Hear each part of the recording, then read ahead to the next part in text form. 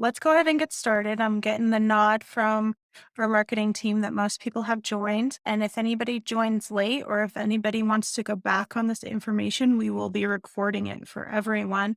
My name is Sylvia Brookshire. I'm the account executive here at Integris in the Denver, Colorado branch. Hello from the Wild West. I've spent about 18 years of my career helping practitioners and staff and businesses with navigating HIPAA compliance. So, this is a topic that is near and dear to my heart. We also have John Benson, who is our VP of Compliance. He is head compliance within our organization. He does all of our annual compliance audits.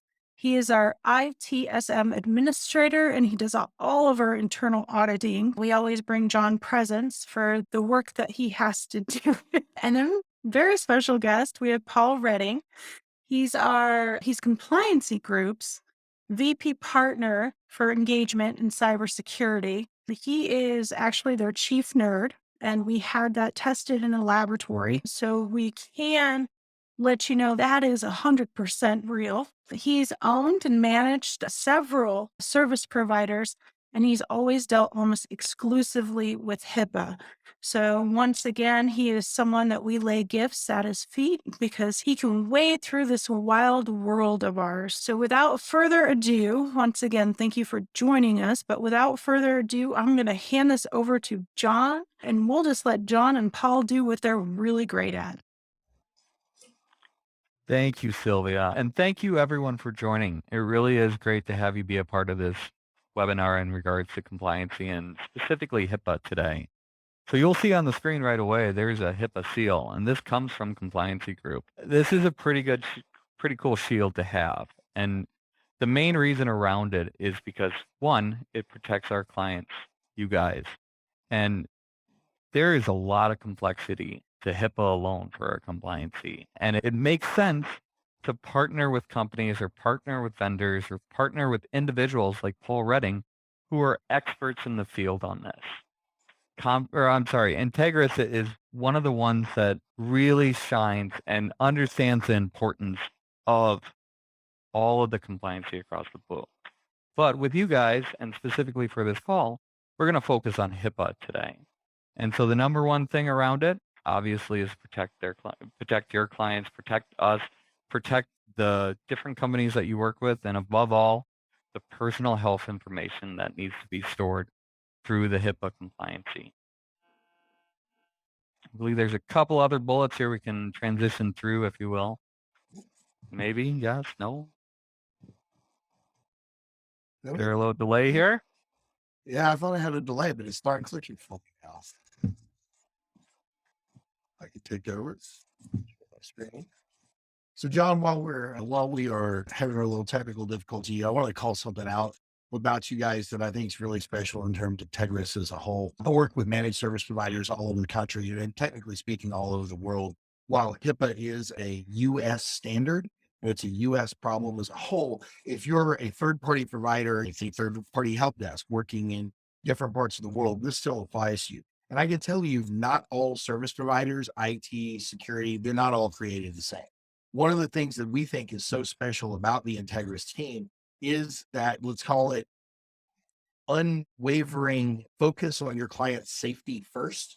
The fact that you guys, or even John, you've been in this a long time, and Sylvia as well, technically speaking, really, you're totally capable of doing this yourself. I found one of the first conversations you and I had, one of the things that really struck me the most was your belief that we could do it ourselves, but how are we going to do the work and grade our own test? And I think that's important to call out in terms of why that seal of compliance is so important. Folks, you see it behind me right here.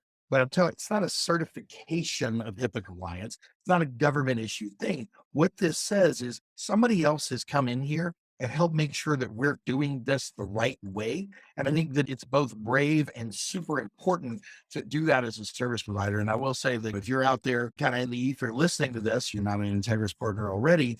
If you're working with someone that looks and feels like Integris, but they haven't had this conversation with you yet, you should be asking yourself why. And again, I'll tell you, not every one of them will. Now, I think I've got this thing wrapped. Can you guys see my screen again now? Or are we back? Paul, yep. Okay, so I'll go ahead and pull those things out. And since we stumbled, I'll pull it back. What I'm describing there, when I say you and Integris, you guys are so different than many of the providers we work with, is there is a general culture of compliance that you carry around with you. The fact that there's not just a John, but there's also a Sylvia, that there's an I could list a litany of other team members. I've worked with you guys all across the country. Every one of your branches, every one of your offices, everybody in your organization speaks with kind of that same voice when it comes to compliance, when it comes to privacy, when it comes to data. And we're very proud to be a partner of that and to say that hopefully we've helped make building that culture of compliance ultimately easier for you. Like I said, there's a lot of folks out there. If you're a doctor and you're doing this by yourself, it's a daunting and difficult thing. But what I could tell you is, even when you're the Johns and Sylvia of the world, it behooves you to have somebody else come in and grade your work. And I think that really shows a commitment from Integris to the medical. And Paul, I want to take a moment and stress something you said there as well that I think is incredibly important. Integris does a lot around compliancy. It's not just HIPAA by any means, but HIPAA is one of those compliancies. The reason we're getting it is so we can support our clients that also require HIPAA. And MSPs across the board don't do that. And in order for a good MSP to support a client that's required to have HIPAA, we too must understand what HIPAA is and must be compliant with it. That includes all the controls, all the policies, as well as the training that you guys must go through. We go through them as well as a company. John, it's funny. I'll echo that. A lot of people don't realize this, and in this talk, if you guys out there are not super familiar with your terms, I'll get into the concept of a business associate, right? But business associates like you guys are the vendors that support the medical community as a whole. Many people don't realize this, but the very first business associate ever fined under the HIPAA law was a managed service provider out of Philadelphia that frankly weighed into healthcare, went out, sold into it, didn't understand their own responsibilities. And very sadly, a lost cell phone cost them $1.5 million and ended up with both them and their client in a class action lawsuit. So you nailed it. There is a disconnect between certain parts of what is our industry and their responsibility under this law. I think you hit that really well. And so that's the point of this webinar today. If you're out there and you're wondering why the IT company brings in the compliance company, don't we do different things? How does this whole thing tie together? You as medical professionals, whether you're a covered entity or a business associate, you realize you need to be safe, right? You know that there's risk out there. You hear the news every day. People are trying to hack you. You hear about breaches and fines. But ultimately, I think that the community as a whole really doesn't understand what needs to be done. We just, as medical providers, you need help. I'm here to tell you today, you can't really choose, do I want to get HIPAA compliant or do I want cybersecurity? You have to have both of these things in place to protect this investment in your business and your life that you've made. And that's why people are stumbling so much. They feel that it's one or the other, it's not both. And I'm going to try to clear that up today.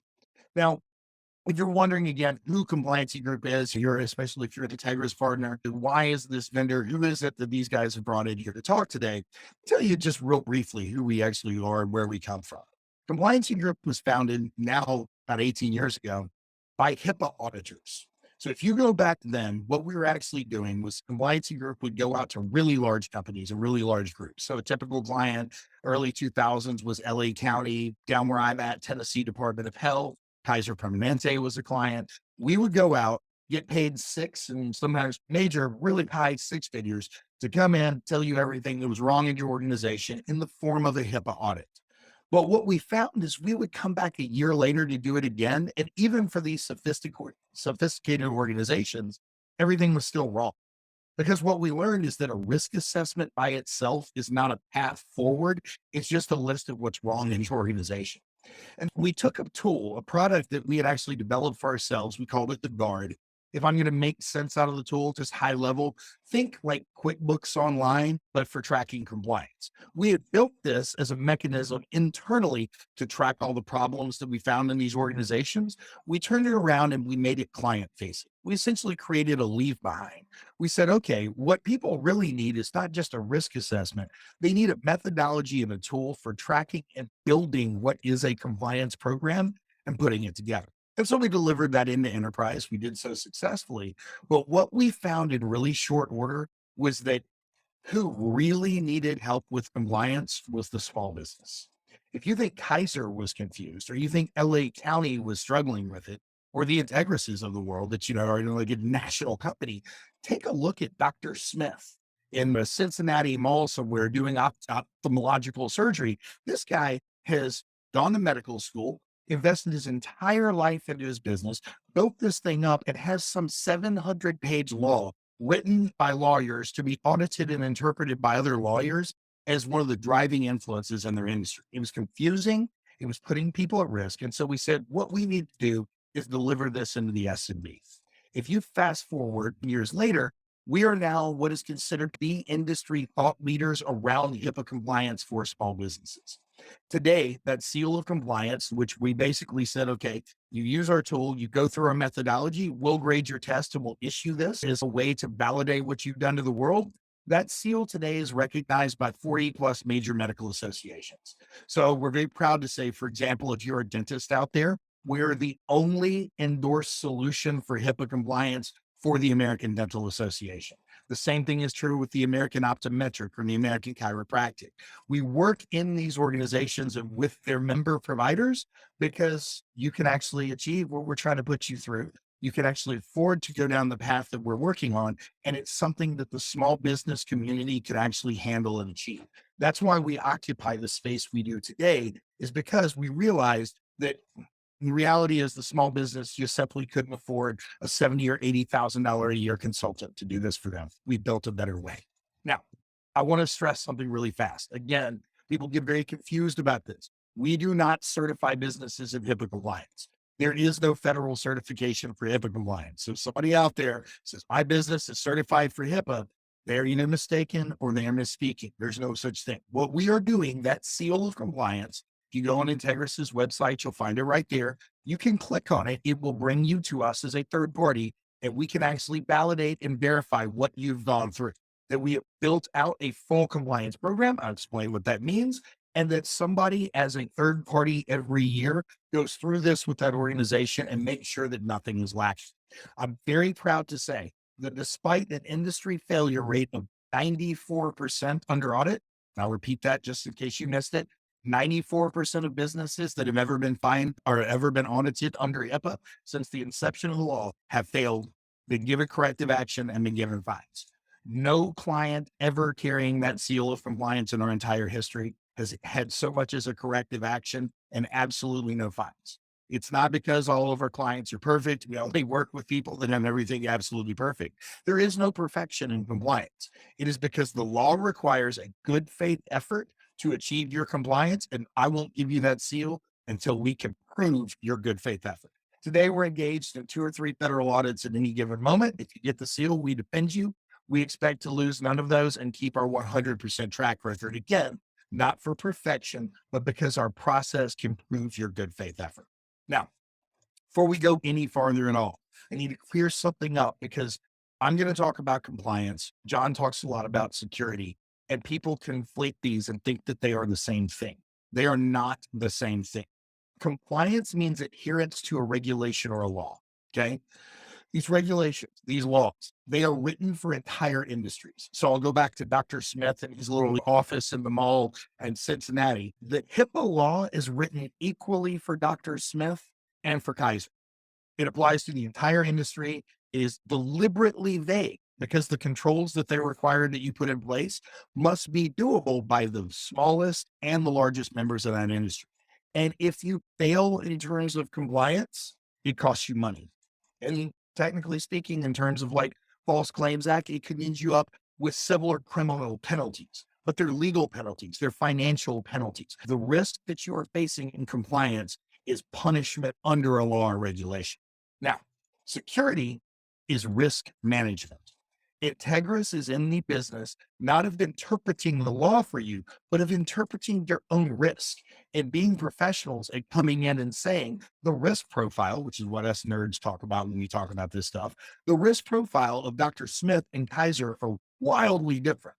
So no, Dr. Smith is not expected to spend as much on cybersecurity or implement as complicated a control set as, let's say, Kaiser. But You have to address your risk. And that means looking at it and putting forward a realistic plan. To make this make sense to everybody, I'll step out of healthcare real fast. Okay. There's a thing called SOX compliance. If you're publicly traded and buy your stocks, you're under this. So Nike and Boeing are both under SOX compliance. The law is the same for both of them, and there's security involved. But Nike makes tennis shoes and Boeing makes missiles. The government is going to allow Nike to run out of money for cybersecurity way before the people that are making the Tomahawk missiles are allowed to run out of money for cybersecurity. Their risk profile is different. Compliance requirements are the same, security requirements change. But look, what did I say, everybody out there? Why did you join this webinar today? Because you want to go to bed tonight and know that nothing is going to happen to the business that you've worked so hard to build. That you don't want your career, your reputation, all these things damaged because of factors outside your control. You're looking to Integris to provide safety. What Integris understands that a lot of these other IT providers don't is, in order to deliver safety, compliance is going to mandate their products, but you have to fill in the rest of the blanks. I had somebody try to throw one of these. I'm talking with a security provider at a conference a few weeks ago. Somebody in the crowd in Q&A said, okay, so which one's more important, compliance or security? And they expect folks like John and I to kind of go in battle like, no, my answer is, that's like asking me what's more important, my house or the foundation. Folks, the foundation of compliance is security. I cannot build a house without a foundation, but that doesn't mean that the concrete slab is also the walls and the window. In order to have a safe place, a shelter from what is the proverbial storm, you need a home. And together, compliance and security can give you that home and that safety. That's why there's such a misconception, and all these people keep failing. All right, now everybody, this is the fun part of the presentation. Get out your notepads. I'm about to teach you the HIPAA law. It's about 700. Okay, just kidding. We're not going to do any of that. I'm actually, one of the things I'll tell you right now, I think John's laughing right there. Compliancy Group will tell you one thing we do not do for our clients is make you HIPAA experts. I think it's a complete waste of your time and your life to try to become a medical professional who is also an expert in HIPAA. It's not necessary. But what I can do is, here in about 45 seconds, make the law make sense in such a way you'll understand the problem. So this right here on this slide, that is HIPAA, okay? There's 3 rules, 700 pages, break down into 3 rules. And for every rule, the way compliance works, if there's a rule, there's a policy and a procedure expected from that rule, and there's an audit or a risk assessment required to see if you're following it. So privacy rule, if you're a medical professional, and I say that, you probably get it immediately. There's a pack of paperwork I'm going to fill out that says, when I go to the doctor, can you tell my spouse, right? All the way to deal with the actual PHI functionally inside your organization. And there's policies, procedures, and of course, there's an audit around it. When I say security, probably 90% of you out there go, yeah, Integris' job, right? Like, I pay them, they do all my security, I fill out the privacy paperwork, I'm done. Not quite. You see, even in the security rule, IT is only 1/3 of that rule. You've got a couple of audits, auditing your devices, auditing your cloud systems, and a bunch of IT security questions that must be answered every year. You're familiar with the IT risk assessment from like NIPS and meaningful use. It's critical. It must be done, but it's only one aspect of security. John didn't walk through your office before the meeting today and make sure your clipboards are facing the right direction. John's not looking in the trash for your receptionist to make sure that person is shredding this document as opposed to throwing it away. And I don't know if everybody out there knows this, but HIPAA requires things like a working alarm system and a fire extinguisher in the building. It has nothing to do with Integris' cybersecurity. It's about you. And then again, even under that security rule, how do you secure insider threat in your employees? What do you do administratively to make sure that your employees are not stealing EPHI data, handling it incorrectly? And yep, for every one of those sub rules, rule, policy, procedure, audit, all of those things exist. And then the last one, my friend over here, the omnibus rule. People are like, what? Everybody, you'll never forget it once I say this. It's the on the bus rule. It's why Integris is here. If you have one single client touching EPHI, any form of medical records at all, if you're a vendor, you have one client on that HIPAA bus, get your butt on the bus with them, you're in healthcare too. Omnibus is what brought in all of your vendors, the responsibility for doing those pesky business associate agreements, the responsibility for making sure that email you're using is HIPAA compliant. All of that is wrapped up in that omnibus rule right there. And yep, again, for every rule, audit, policy, and procedure. So what you see right here is actually why the failure rate is so high. I say HIPAA, and most people think cybersecurity, Integris's job. A few of you also go, yeah, yeah, in the paperwork that I fill out. Nobody realizes if you're only doing one little section, all the rest of this is just reasons you're supposed to be filed. Now, IT is important. I want to stress this, and it's probably a good time to hold John back in here for a second. Understand when Integris came out and talked to you about cybersecurity, if they employed a guy like me back in the day, I'm sitting here trying to talk about EDR and MDR and SIP and all this. I said I'm the Compliancy Group chief nerd. I speak fluent acronym. Okay. It is like a different language. But what you guys need to understand is if you just look at the security stack Integris puts into every single customer, it is literally the universal control set for HIPAA. John, isn't this kind of where you guys build your bread and butter, is ensuring not only healthcare clients, but everybody gets this? It's not about that. It's more so about offering the right suite of products to our clients to make sure that they're secure. And Integris uses these same products. We use our eat your own dog food, right? Like it's important for us to make sure that not only are we offering the best suite of services to our clients, but also that it makes the most logical sense to have them in place. So it's not just, it's actually completely unrelated to HIPAA. We have these in place because it's the right thing to have in place. Just so happens HIPAA requires the same stuff. But Paul, I want to take a moment and just thank you. I'm sure the people on the Integris call really appreciate the mental image of me digging through people's trashes. So I'm sure I'm going to hear that one again. That one doesn't go away anytime soon. I was about to say you may have found a new task every two. Yeah. That's what they meant by auditor, John. That's Yeah. what I don't do much of that. You know, it's funny now that you say that. I think the next time we do this, I should have had a click here where it puts a nice big red X over that HIPAA, because the reality is a responsible service provider like yourself has to implement all of these controls for every single business. And the reason that HIPAA calls them out, let's yank the nerd out of it. When people say access controls, they don't know what we mean. Folks, all we mean is who can get to your data and how. Are you sharing accounts? Everybody out there, I hate to break this to you. You can't have 8 people using reception one and accessing all my EPHI. You can't tell me which one of them screwed this up. Endpoint protection, fancy word for antivirus, unless you're really big, in which case there's other layers, right? To each one of these things, back to that degree of risk profile, if you are small, Integris is going to make sure you have these at a functional level to protect your enterprise. If you are larger, you're going to have layers inside each one of these things, right? Each one of them could have multiple layers. And the one that I think we talk about this most here, it's like I'll yank out backup and disaster recovery.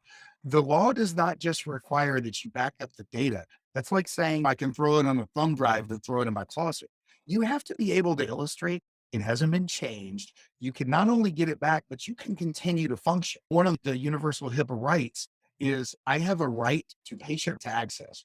If I ask you for my medical records, you have 30 days to get it to, not 45 because your building burned down and you're restoring from some thumb drive that you left in a closet. So all of those things factor into what truly is the law. And Sylvia, I think at this point, you might actually have a question for us, right?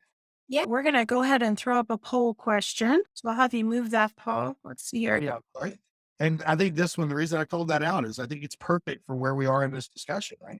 Yeah. So as far as the poll question, all cloud email services, Google, Microsoft, etc., are backed up by the vendor. Let's see if that's a true, false, or I don't know.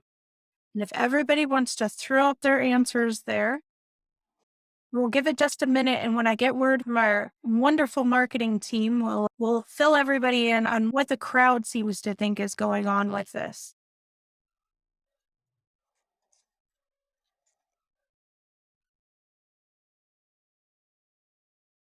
Yeah. Okay. So we got 8 people out there saying it's true. We have 24 people, 59% saying it's false. And then we have 9 people, 22% are saying they just don't know. So let's go ahead and get that answered, John. Oh, John's on mute. Let's try that again. Yeah. The answer is false. So not all vendors do back up your emails. And that's also why it's important for having companies like Integris that do this. I know it's a loaded question, but it is a requirement. And it goes into the backup and recovery that Paul was referring to. John, the first time I heard this it was a couple of years ago. I want to say 3 or 4 years ago. I was still an MSP at that point, right before I transitioned over to this side of the table. And I was at a Microsoft conference when they put up, it's in case anybody wants to check us here, because I think it's relatively controversial. It's section 6B of the Microsoft user license agreement actually says we are not responsible for backing up any of your data at all, and we recommend the use of a third party. The reality, Google's the same. All of these cloud providers are the same. You have high availability, which means it exists in multiple places everywhere at once. But if I'm your employee and I delete a file, and you go beyond 30 days, it is gone forever.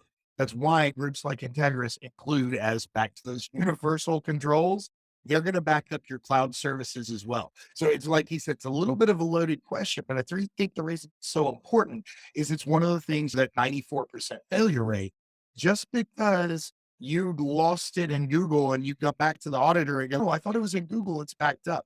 There's no excuse there. You have to back up all your data everywhere. It's your responsibility. Believe it or not, it's not the responsibility of vendors. Now, I y'all, think this goes into, Paul, the whole chief nerd officer thing in the beginning of this. Not many people could call out the section in the Microsoft rules of where it outlines this piece.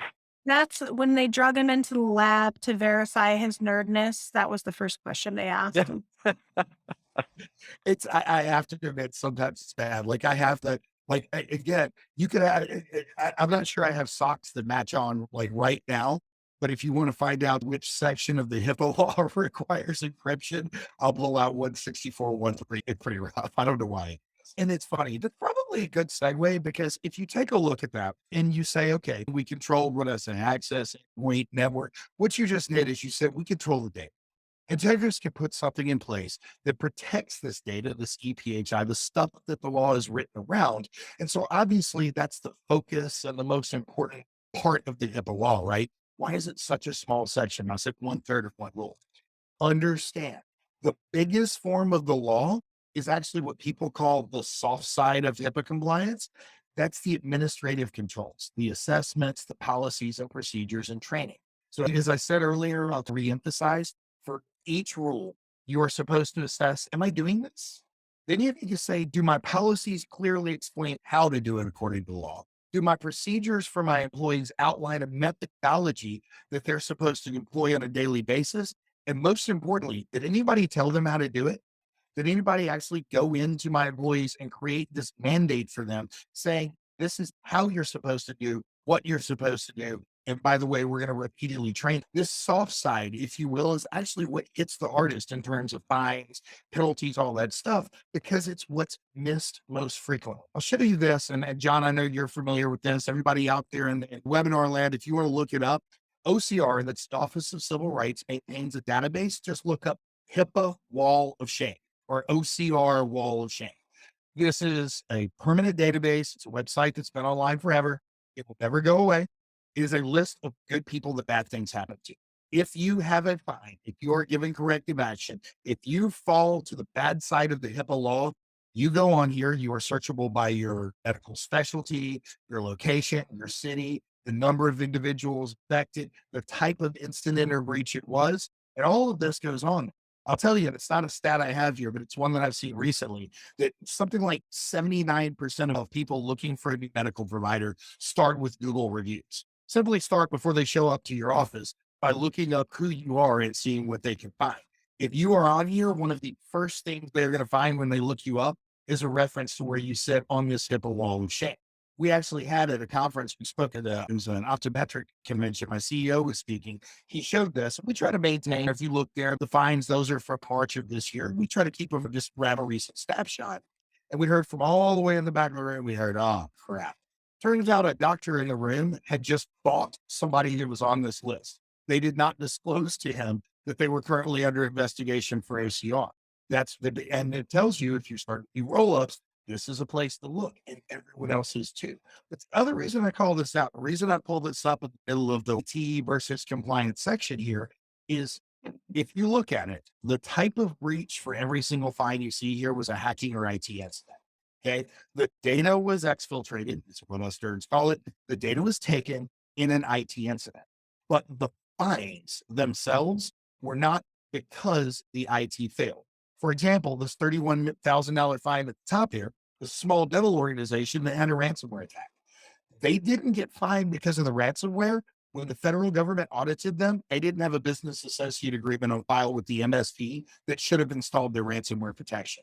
So the fact that it wasn't there wasn't the problem. They didn't get that far. They got a fine before they got started.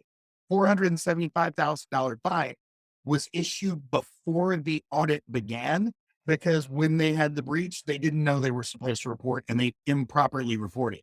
I'll jump out. There was one that was a $3 million fine was against Cottage Health because of a quote misconfigured server.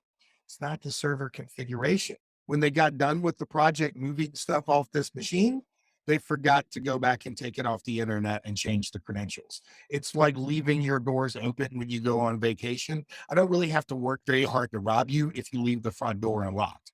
They didn't get fined because they unlocked the door to begin with. They got fined because they didn't check it when they walked out the door. Okay. That's what's happening. That's why the fines, that's why all the enforcement really look at quote the soft side, because it's not technically the tech itself that falls down. It's human error inside the organization that leads to this. And then I'll throw this one in here. We don't spend a lot of time at compliance here trying to scare everybody out there. I think the news in terms of HIPAA can be scary enough.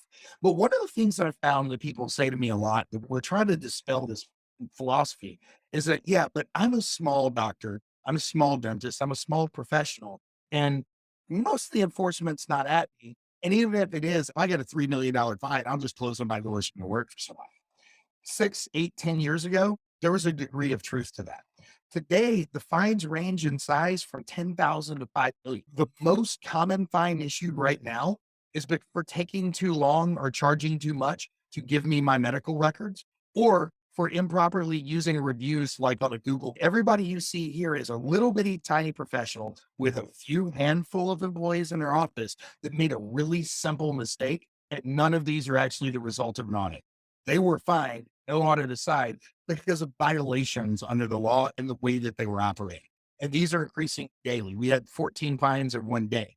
Now, if you somehow stumbled into this webinar and you feel like you're lost because you're, wait a second, I am not a doctor, right? Why is all this HIPAA stuff affecting me?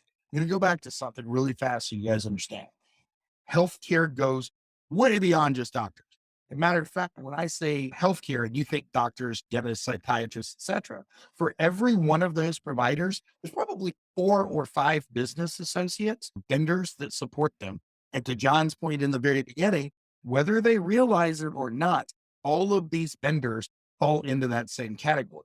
That's why all this enforcement focus on HIPAA is happening. Believe it or not, folks, you represent almost 30% of the US economy. Healthcare represents 30% of the US economy.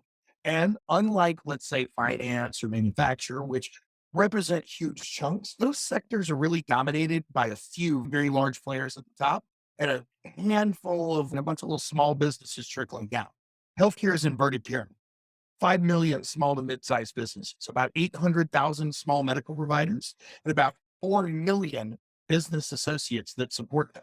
So the reason the government is looking at you, the reason the hackers are increasing their attacks is because it's a larger sector and it's easier to get to. In finance, they implemented red teams and blue teams and all this stuff years ago. Healthcare hasn't done it. So it's kind of which is easier, robbing a bank or a liquor store? Healthcare is the liquor store. I can get away with 16 of these before I can rob one bank. And I'll throw this out there as we go back to this concept. Healthcare is not in a 400% increase in attack because all John's technology doesn't work. Okay. Healthcare is not seeing all these breaches because despite the fact that you put in these controls, it just breaks and these hackers are like blasting through firewalls, me cutting through sheetrock, right? That's not the case. Most of the time, the breach is caused by a human being doing something dumb. Okay. And many times, believe it or not, that human being is in an IT team that doesn't understand what we're talking about today. Like this guy right here. I feel bad for this guy because I talk about him a lot. And I'm not the only one. He's almost become like famous for making one of the biggest blunders in cyber recently. This guy, if you live in Hawaii, you know exactly who he is. See, he ran the Hawaii emergency management software. He was one of the admins. He got his job and he's very proud of it. In fact, so proud. That was his Facebook public profile right there. Now, that is his username and password stuck to the screen behind him on his Facebook profile. If you live in Hawaii, you know who he is because one day your phone went off, Amber Alert noise, and said, "This is not a drill. North Korea has launched a thermonuclear attack, and you need to crawl under the table and text your mom goodbye." Okay. Only there was no attack, and there really wasn't a hack either. A script kiddie was what I call him, like a 16-year-old in his mom's basement could get into this system and create that alert because of what? No technology failed. There was no major hack needed. The soft side of HIPAA wasn't in place. What could prevent that? Which of John's tech controls could do it? None. You as an organization can prevent that yourself by doing the following: a real risk assessment. Remember, somebody's not only doing the tech, walk past the screen. I would have ripped that off the screen and said, "Hey, this doesn't go here. It's a physical risk. You're in violation of a policy if not following a procedure for credentials management. Go over here, Bob. We have to retrain you." Folks, that's the reason the focus is where it is. That's the reason you have to have compliance and security, because without the soft side, I can go right around the tech. I'll wrap it up with, remember in the old movies, The Vampire? Look, I can put garlic on the window and crosses on the door, but if I invite the vampire in for dinner, I am dessert. Without the right policies and procedures in place, you are inviting the bad guys inside. You must do a full and complete risk assessment first at every level, not just IT, to make sure the garlic and the crosses are going to work. That's the nutshell. That's the essence. That's why folks like you, John, bring us out here today, right? Thanks, Paul. Yeah. So I think the first bullet point here is the one I want to stress the most. Integris is not about checking off boxes. We understand that there's a reason and a rationale and a value to the box being checked off. And that's the whole purpose of it. That poor guy in Hawaii, the admin out there, we have at Integris called a clean desk policy.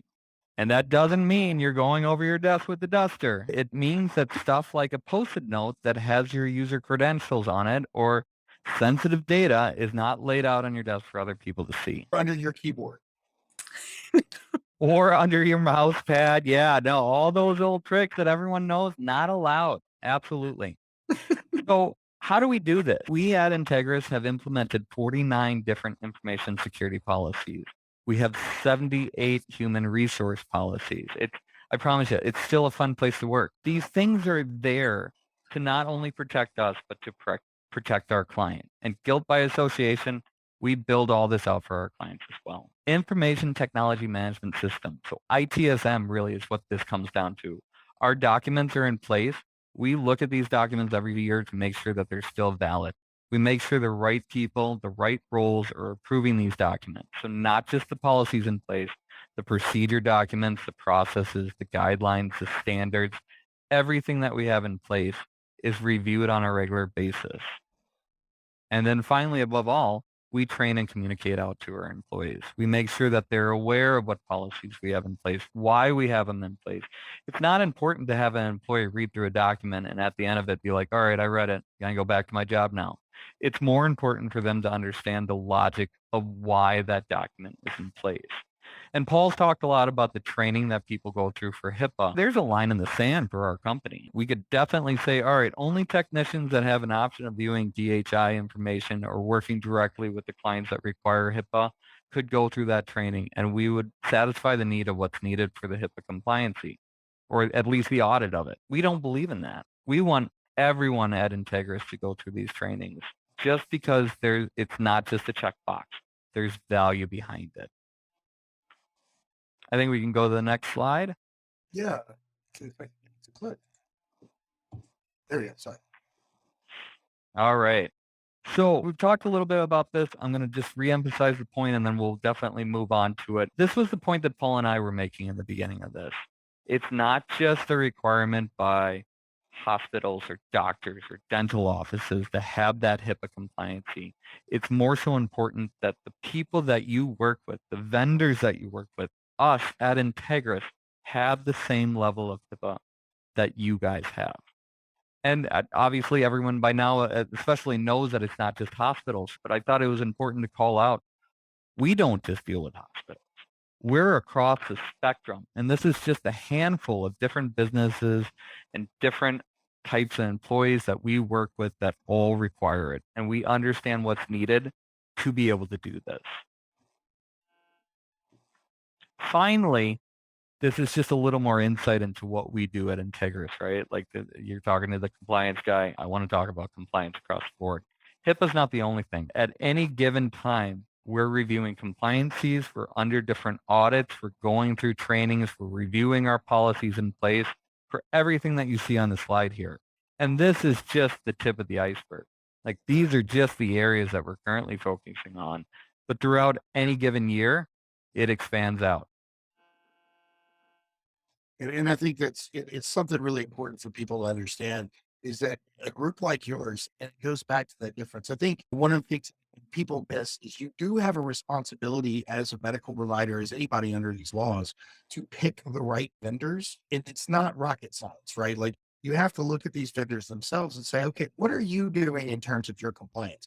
What does that look like? And if they go, well, we're HIPAA certified, that should be a red flag again. We'll discuss here that they're not. But if the only thing that they can tell you is we work towards this one thing, guys, the level of data that somebody like Integris has access to working with all these clients requires more than just one thing. You've got to be conscientious, and the vendor that you're working with has to be as well. I'll say it one last time. Not everybody is built the same out there in IT land. You should be able to go to any one of your vendors and say, do you know if you're HIPAA compliant? Do you know if you're checking off the boxes that are needed? And if they're stumbling on that answer, that's a red flag right there. The way I asked it, John, and you and I were talking about this in terms of kind of turning that question back around to the audience today. The way that I was a managed service provider, I would ask people this question. Instead of saying, go to a vendor, for example, are you HIPAA compliant? Yes. Or a doctor, do you need help with HIPAA compliance? Yeah. That's not the question. The question that somebody should be able to answer for you is, tell me what you're doing for your HIPAA compliance program today. Explain it to me. And you should be able to stop. And there should be an answer that comes back to you that's more than 2 or 3 words that says, I have a program in place. HIPAA compliance is not a state of being. It's a state of work. It's a state of effort. It is an ongoing marathon with no finish line. I need to be able to demonstrate to you as somebody that I work with that yesterday my foot was here, today it's there, and tomorrow it's going to be there. And if I can show you that path and show you that I'm running, that I'm indeed compliant. But if I say, look, I do a risk assessment every year, that's the tip of the iceberg when it comes to compliance. Carl, I would love to thank you for that segue there because our next poll question just falls right in line with what you were just talking about. We just like to know how you guys are handling compliance today. And so if everybody wants to go on there and just throw up their answers, that would be amazing. Then we could see how everybody's dealing with it today. And then we can go from there. Let's see what, take a couple minutes here.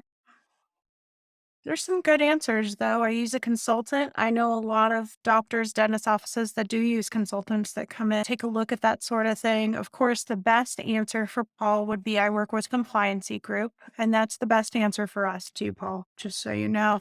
I work with Compliancy Group, but Yes. Yes. So we'll get both sides of the safe point. The only one I want to suggest is no with the, or I don't know at the bottom. I don't know. I don't know. So we'll see if did everybody vote? Marketing. To be honest, if somebody's going to be honest enough to click, I don't know. Based on the numbers in this call and all the people out there, I feel like somebody out there has got to be real and say, you know, the truth. I don't know. And could you blame them really? Well, looks like we're getting the answers. Didn't get a couple I don't knows. So thank you very much for those honest people out there. That was 8% of our crowd today. 16% do it themselves. Amazing. And then we've got, 27% work with Integris, which we appreciate. 8% work with Compliancy Group, which I'm sure Paul appreciated. We do have an internal compliance team, which is amazing. 32% and I use a consultant 8%. So maybe I was off on that, the whole consultant part. Not as many people out there use consultants. Maybe that was, I dated myself there. That's out of fashion at this point, probably. There's a cost differential, right? Like the consultant world, depending on the consultant, obviously specifically, can be extremely expensive. It's like I have an internal compliance team. We don't work, it's not us or an internal team. A lot of times we're working with those internal compliance teams for the same reason you guys have an internal compliance. We make it easier. Same thing with your consultant. We can make it easy. I don't, any of these is mutually exclusive. But I would say if you are, I'll pick at that one. If you are on the I use a consultant thing, I'd recommend you reach out and talk to John at your team over there because that can end up being a relatively cost intensive and sometimes resource intensive way to get it. So right now we have about, let's see, we have about 10 minutes here and I would love to get some of your questions handed out to Paul. So if we can put questions in the Q&A icon, we would love to get that handled for you and just see if we can get some good questions here that we can send out. Look at the wrong one. I was looking at chats. Yeah, let's do it in Q&A and then we'll get the answers to you as well. No Uh, questions? One thing I would say is if you guys are, I'm sure you guys are going to send out a link to the recording of the webinar. Yes. Yeah, so just so everybody knows, everybody who showed up today does get an email from me. If you haven't heard from me enough, I'm really excited to send you another email. It does give you a HIPAA checklist, which is a real nice place to start. It gives you a link to the recording. So if there's any doctor out there or any practitioner that wants to show it to their staff, just so there's greater understanding there, you'll have that link. And you also get a happiness survey. And we would love to hear how happy everyone is out there and how happy they were with this webinar. You can also find this recording on our resource page at Integris site. Past events is where you can find it. So if you want to watch it even more than a second or a third time, you feel free to put that on and Friday evening, make yourself some popcorn and watch me and Paul and John talk about HIPAA. I can't think of anything more exciting. I really can. So I thought, well, I'll show up at your house. Yeah. yeah, that's that's what I'm afraid of, Paul. So. So I'm still not seeing any questions thrown up here. Do we have any other questions?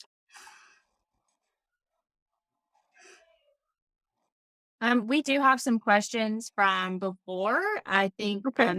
Melanie's going to read some of the questions we had and just maybe you guys can elaborate on some of those. Okay. Yeah, guys. So we had an anonymous attendee ask, is this solution something that Integris clients are being given as part of managed services, or is this a separate paid solution? That is something that's given as part of our managed service packages. Just like Paul and John had said, we try to approach every company as needing to be compliant, basically, because most of them do need to be compliant. You get security stacks in all of our packages that we put out to all of our clientele. And we do that because we not only have to protect you, but we also need to protect ourselves. So Thank you, Sylvia. We also just got a new question here. Are Integris policies their customers' policies for HIPAA risk assessments? So I guess I'm trying to figure out where they're going there with that. So they're saying that for Integris policies, their customers' policies for HIPAA risk. Yes. Yes. So whenever we come in and we do a risk assessment, we do a risk assessment on your IT. I can't forgive this analogy, but I heard this from someone back in the day. And I'm going to throw it out there. I can't program stupid. So if you have a nurse or you have a staff member that's putting their password up on their computer, or you have a practitioner that's taking his laptop into a coffee shop and doing his charts there, I can't help that. You're not technically compliant, but we are giving you the IT for you to become compliant. I hope that makes sense. And Paul, if you want to add to that. One thing, if I understand the question correctly, I think you nailed it. I'll leave the thing I would add. This is something that we see a lot. There's this really common misconception that, okay, I am a doctor. I signed a business associate agreement with Integris, and I signed a business associate agreement with my EHR, and I signed a business associate agreement with Microsoft. So I am HIPAA compliant, right? No, your vendors are HIPAA compliant. HIPAA compliance is an organizational thing. It starts at the top and it works all the way down through your business. And there is no such thing as a HIPAA compliant technology. There are HIPAA compliant organizations. So Integris is validating that they have these controls and that your trust in them is validated because they're doing the right thing. It does not, however, like if an Integris policy can do a risk assessment for you, does not a risk assessment policy create internal. You must have a policy that says, let's say you're working with a different provider than Integris today. You heard this webinar, you're like, dude, this guy is way out of whack. My nephew's cousin's brother can't do my computer. I'm bringing on Integris. You're responsible for making sure that a risk assessment gets done then. Anytime there's a breach or a major change, or at least annually, your policies have to outline that. And that's where we can help you, is making sure that your policies not only reflect the law, but they reflect your organization. One of the smartest people I know, he calls a policy that you're not following or a policy that's written for somebody else a list of reasons I should fine you. That's all it is. And John, I think this is a great question for you. So to follow up, does Integris utilize the SRA tool supplied by healthit.gov for the risk assessments?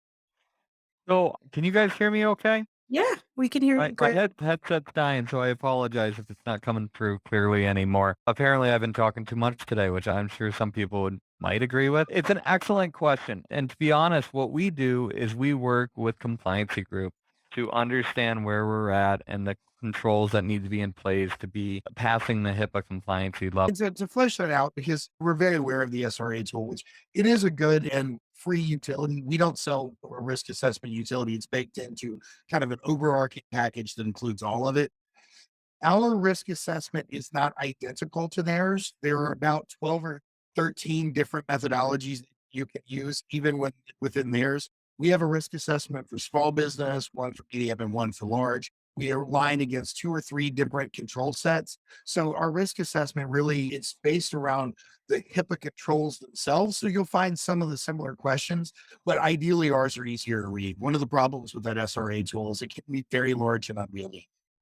Not only too is it easier to read, Paul, but you guys have people on staff that if I have a question about how to understand a question, you walk me through it, which I find really makes it a lot simpler and a lot less frustrating. Because other times you might have an answer and you might have confidence as the right answer and you could be way off the spectrum without having those expertise in staff. And I always think it's more like it's a process. HIP is a process. There's not really an end point. And I think that's the important thing to remember about this, that just because you fill out this checklist or just because you hire this consultant, HIP is always an ongoing process within our practices. Compliance is, I'll be very zen. Compliance is a state of being. I'm going to quote you on that one. And then Melanie, are there any other questions that we should be addressing while we've got 2 more minutes here? We had a question from earlier that says, what about options like litigation hold?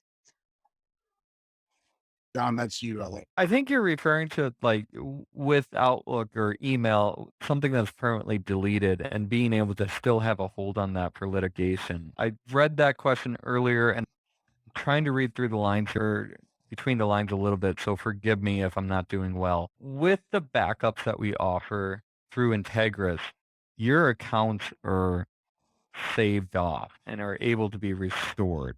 And so if an item is permanently deleted, we can still go back into the backups and grab that for a litigation hold. I hope that answers the question correctly. I'm going to wrap this up right now. We got a minute till, so I'm going to honor and respect everyone's time, but I wanted to thank everybody for being here, especially John and Paul. Thank you very much for taking the time to do this webinar with us. Like I said, there's several places to find this recording. We would love it if you just kept on watching it and then maybe gave us a call, and you will be receiving that email from me. So if there are any other further questions that you think of down the road, please do not hesitate to reach out. We are here to be a resource to you, both John, or excuse me, all three of us, John, Paul, and myself, are very happy that you were able to attend. And we will see you next time in webinar land. So you all have a great day. Thank you. Guys. Really Thank you.